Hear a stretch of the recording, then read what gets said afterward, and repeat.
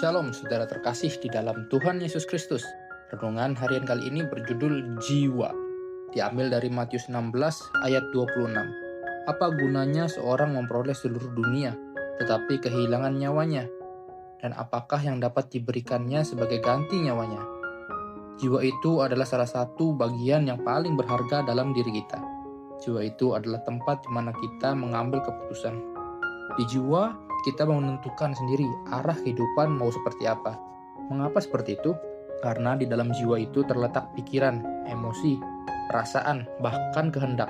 Apa yang kita serap lewat mata dan telinga, yang merupakan pintu gerbang hati, adalah jalan masuk kebenaran atau kegelapan.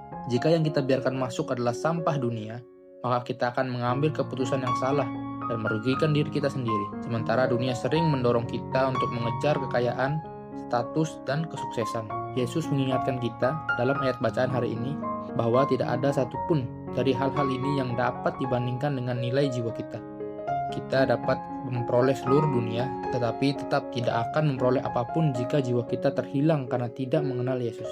Jiwa adalah apa yang dihembuskan Allah ke dalam manusia saat penciptaan, dan itu menjadikan kita makhluk hidup. Nafas ini, jiwa ini menghubungkan kita dengan Tuhan dengan cara yang tidak dapat dilakukan oleh harta benda atau apapun yang ada di dalam dunia ini. Tragisnya adalah banyak orang-orang hidup seolah-olah jiwa adalah hal yang sekunder dan terlambat menyadari bahwa mereka telah mengabaikan bagian terpenting dari diri mereka sendiri. Namun keindahan Injil itu adalah bahwa Tuhan tidak meninggalkan jiwa kita.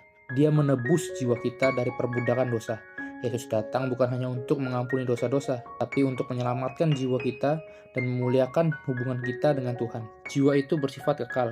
Kita adalah makhluk kekal. Ketika kita mati, jiwa kita tetap hidup. Sifat kekal ini menuntut kita untuk mempertimbangkan di mana, dengan siapa kita mau menghabiskan kekekalan. Apakah dengan Tuhan atau dengan si jahat? Jiwa membutuhkan pemulihan.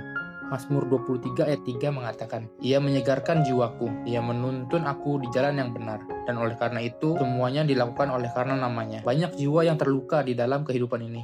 Namun Tuhan, sebagai gembala yang baik, menawarkan penyembuhan dan pemulihan. Ia membawa pembaharuan dan membawa kesegaran. Jiwa menemukan ketenangan di dalam Tuhan. Hanya di dalam Tuhanlah jiwa menemukan kedamaian yang sejati.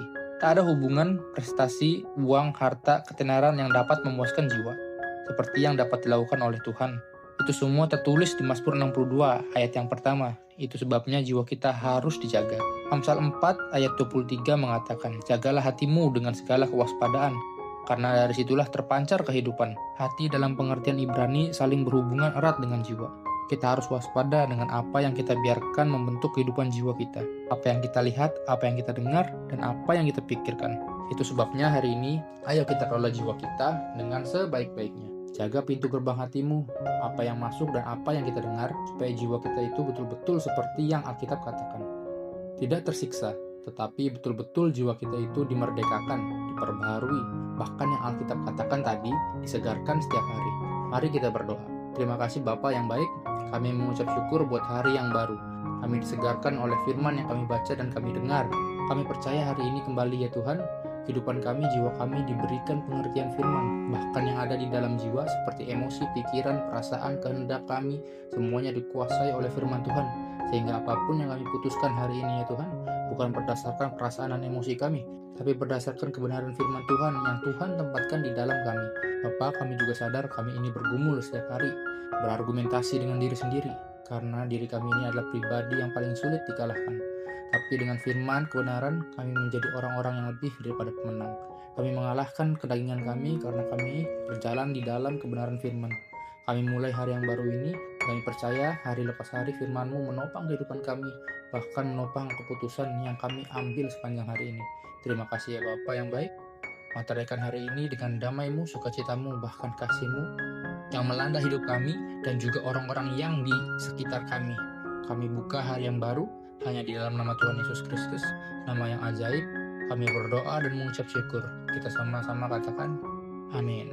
Tuhan Yesus memberkati. Sampai jumpa di renungan berikutnya.